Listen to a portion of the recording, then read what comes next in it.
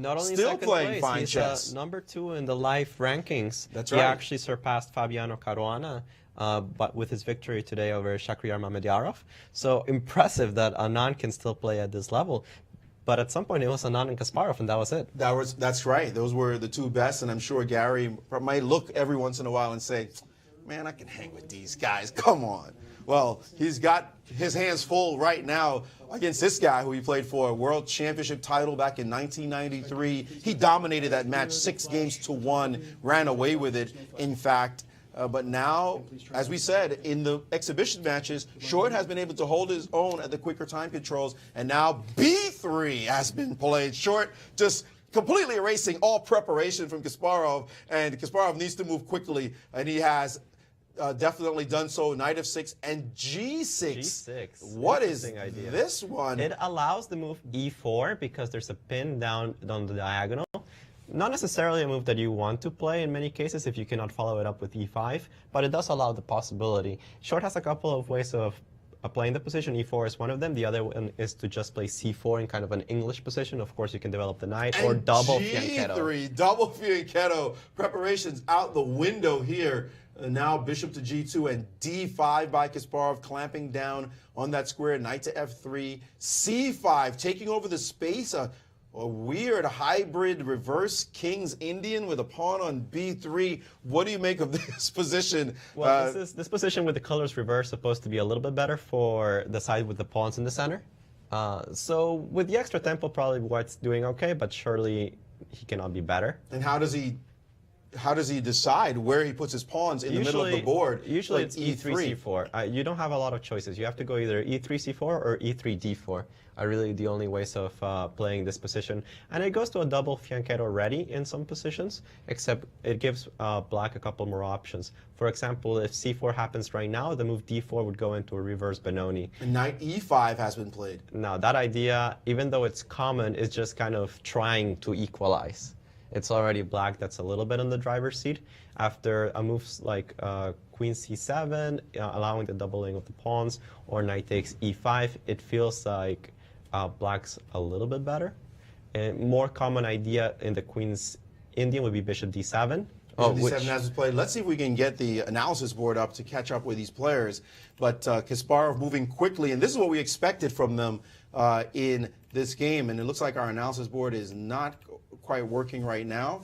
So we will stay on this image off the board. Knight to E5, C4 has been played now, and Kasparov in thought with 4-06 and ticking down. What should he do with the black pieces? And D4 now. D4 played on the board. This is not a pawn sacrifice because his queen is always protecting the pawn on D4 through the bishop on D7. So D4 opening up lines, and now full trades on C6, causing some pawn problems for Kasparov in the position. But this kind of looks good for black. Well, it depends on what kind of structures you like to play. Some people would prefer to be white because of the long-term alternatives. For example, if I can somehow manage to play Queen F3, Rook D1 at some point, maybe play against the double pawns in the C file, it looks okay. So Queen D7 has been played, followed by Queen to E2. The Queen may think about the H3 square. Queen to H3, swinging over to the king side, but that queen on the second rank is definitely ready to defend. So it's a very important defender. At some point, an idea like E4, F3 has to come into play in order to swing the queen to G2 in case anything gets too difficult. I think and a capture on E3, keeping the game dynamic and allowing his pawns to be weakened, but going after that D pawn after the capture on E3 back, and then Rook to D8, and now H5 by Kasparov, and he's in his element, it looks like, trying to attack, but definitely giving up some slight weaknesses in order to do so. Slight weaknesses. This pawn on c5 and c6 will die if we ever get into an endgame. But the problem is, will short survive that long? h5 is coming. This queen side is undeveloped, which cannot help the king in the next few moves. Short has to hurry up and actually get those pieces into play. And he has with the move knight to c3, and now knight g4. Of course, Kasparov's smelling blood in this position. He wants to put pressure on d3, e3, g3. And he's threatening knight takes e3 at the moment. Exactly. He wants knight that pawn on e3. Is immediately a threat, followed by the pin on d4. Therefore, I mean, short has to be already very careful. Kasparov much better with his time management. And knight a4 dealing with a very multi-purpose idea. It wants to trade off this bishop for the powerful one on g7. It threatens the pawn on c5. It's a very good square for the knight. It's exactly where it wants to be. Unfortunately for short, I think that after bishop takes b2, he does have to take with the knight. Yes, because the queen is defending the pawn on e3. So the knight will go, but the knight will still be thinking about going back to a4. Exactly. So and it does protect d3 in case I need the rook for something else. looks like black will be able to white will be able to reshuffle in that position. That's a great move now that we look at it a little bit longer. Knight to a4 may have shut down Kasparov's initiative. This plan of knight g4 tactically looked good, but in the long term, after one move, it looks like his initiative has been soaked up by this nice move. Knight to a4 and bishop takes, and now knight takes on b2, and queen to e6, attacking the pawn on e3, but the rook's free to move now. Rook over. Right, this is what we were talking about. The knight on b2 now holds d3. There's no problem putting the rook on e1, allowing the other rook to actually do the defensive duty on d1. And h4 by Kasparov, sacrificing a pawn to rip open the white king side. How does white rearrange his position to get any play here? It looks as though a capture will happen on g3. I don't think he wants to take that pawn. Well, he can. He has to deal with the fact that king g7 and a quick rook h8, rook takes h4 is in the works. But if he can kick out the knight and maybe defend the pawn on h4 with the queen, it might be playable. It's not something that he really wants to do, though. However, having a pawn on g3 as a weakness and the h-file being opened anyways, it's also not something he wants to allow. Kind of a, you know, pick your poison kind of position. Dynamically holding the position together is Kasparov, and the pawn has been captured on h4. Right. And Kasparov sat up in his chair when he saw that happen, and it looks as though he does have the maneuver with king to g7, followed by rook over, and he's just stopping to think now. Both of them know that the tension has really risen dramatically after that move, and king g7 is on the board, a rook threatening to go to the h-file. The clock time's looking fairly reasonable at the moment. This now starts to look like a serious blitz game. Right, and it's, again, we're going to say this over and over again, but this looks a little unpleasant for Nigel. It's just he's not on the initiative. He has the long-term prospects because of the weaknesses of the pawns, but he still has to survive. It's very easy to play with black. The rooks are coming in. He needs to figure out a way to hold his position together. He's shown incredible amount of resourcefulness. His last two moves, queen g2 and after rook h8, queen to g3, but now rook to h5, looking to double on the h-file. It simply increases the pressure. You cannot hold on to h4 forever. The rook on h5 is also a multi-purpose idea with the defense on the pawn on c5 at some point. And if I need to, well, maybe even g5. This looks good for black. This looks really good for black. This is money for black. This looks like, what is he supposed to do? He played h3 now, chasing the knight away, but that just seems like a temporary blocking of the dam. The knight can go to great squares. What's wrong with e5? He's thinking about, yeah, there it is. Knight to e5, attacking the pawn. Attacks on d3, attacks on f3. Thanks for the tempo. It's a beautiful, beautiful And white's position. piece is doing absolutely nothing. Black totally dominating here. Rook d1 is played. I can take on h4 immediately, I believe. I don't see anything wrong with that. That's a nice move. Rook takes h4. You can't take back because of the Knight fork f3 check. on f3. And importantly, the rook itself defends against d4. First of all, because I have this, well, I don't have this intermediate move, but I can, wait, actually, does d4 work? Because if I take, there's this problem with the knight on e5. I'm thinking, maybe not so clear. So d4 looks like the break that he wants to play. So maybe you can't take yet, and he has doubled instead on the h-file. Maybe there was some problem with and d4. there's d4, and the driving the knight all the way back to d7. That has to be a mini success for white for sure.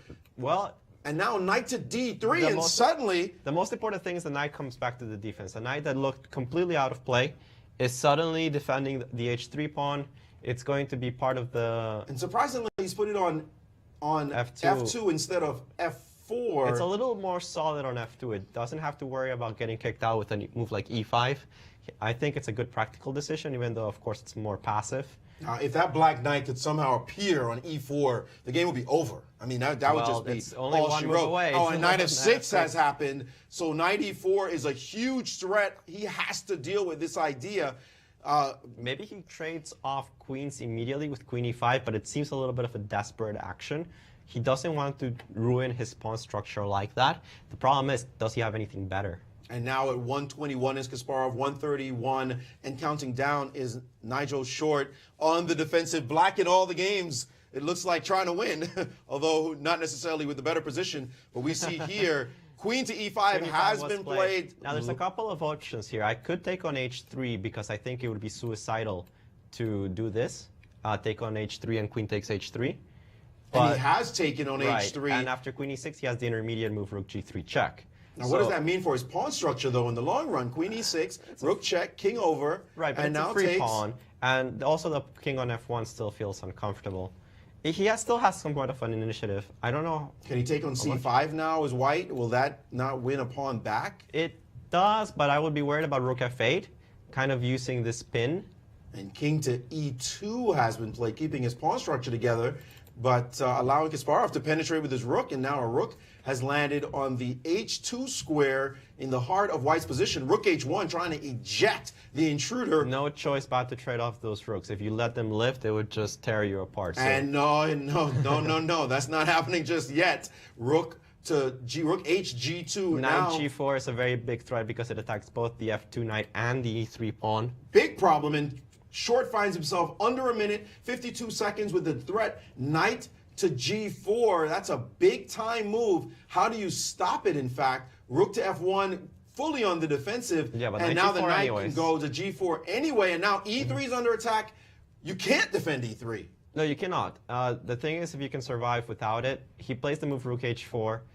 And Kasparov smells blood. Rook takes on e3, king over, and now... It feels like after pawn takes d4, you have the move rook g4, and this is the idea. Oh, rook to e4, guarding everything and threatening. Knight takes on f2. Very nice little idea. This is over. That's a killer shot. That looks completely Kasparov is going to force resignation on that move. There is no move to play. No way to deal with the threat unless he sacrifices. Well, he could play maybe king c1. But then rook takes f2. Well, now he has sacrificed and taken on c5, but now but this endgame is just totally lost. He's tied hand and foot. He can't move the knight. He can't move the rook. And he has resigned. What a display by Kasparov. Very nice attack. Bouncing back after that last game where he actually flagged. He played like a beast. That's the Kasparov of old.